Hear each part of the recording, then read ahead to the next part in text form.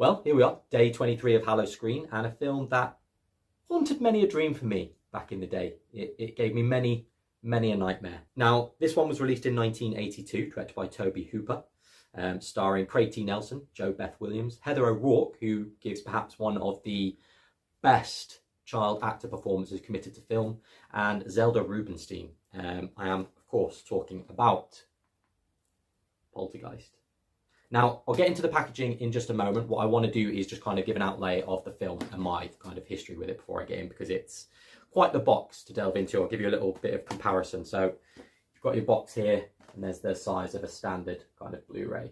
Now, my experience with the film is one that me and my brother, when we were younger, used to be obsessed with a show called Strange But True. Absolutely loved it. Kind of dealt with ghost stories and strange goings on in it's kind of a true to life documentary series.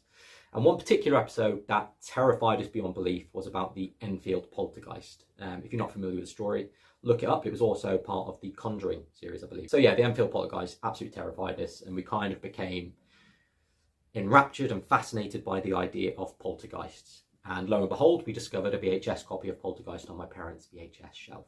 And thus the nightmares began. So very quickly, this first movie, directed by Tobe Hooper, tells the story of the Freeling family led by Steve and Diane, mum and dad, and their 3 children.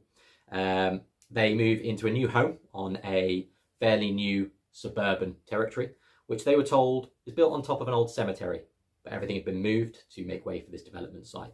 However, not strictly true. Tombstones were moved, bodies were left in place, and they built on top of them. Thus, strange goings on start happening when these ghosts feel displaced and lost.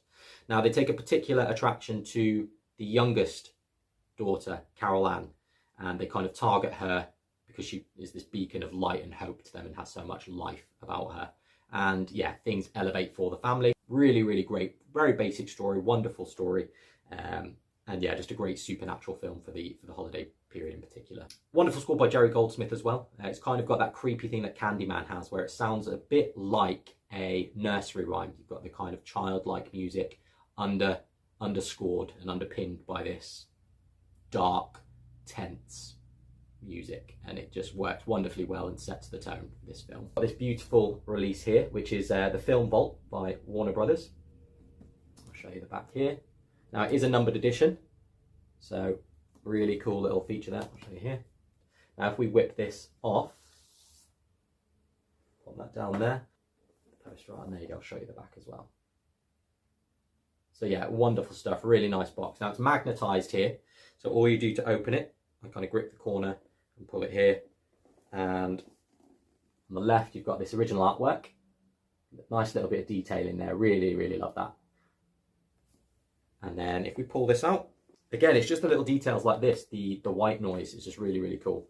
So if we open this up, this comes with some art cards. So you've got newly commissioned artwork poster, original theatrical poster, art cards with different images on there. And each one has,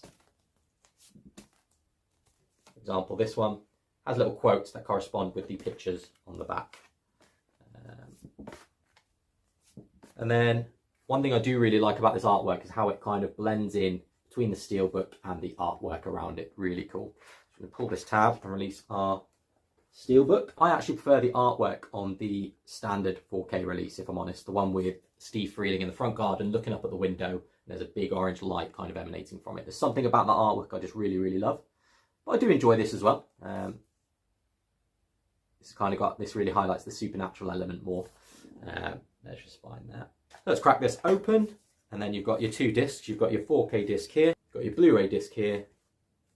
There's your artwork with him. So yeah, really wonderful little package here.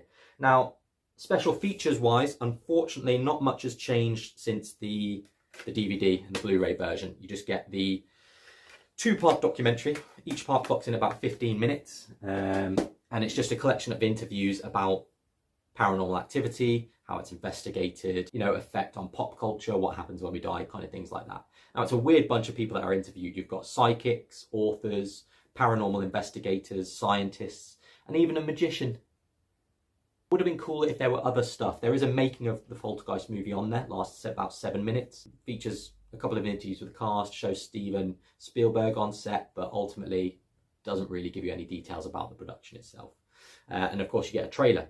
So this release was really begging for some special treatment. So it seems like we're never going to get that because the film's been out long enough. It's had a 4K upgrade. I think this is all we're ever going to get out on the film. But there we go. Poltergeist, a film that could have seemed absolutely batshit crazy on paper with possessed trees, possessed stakes, and creepy toys.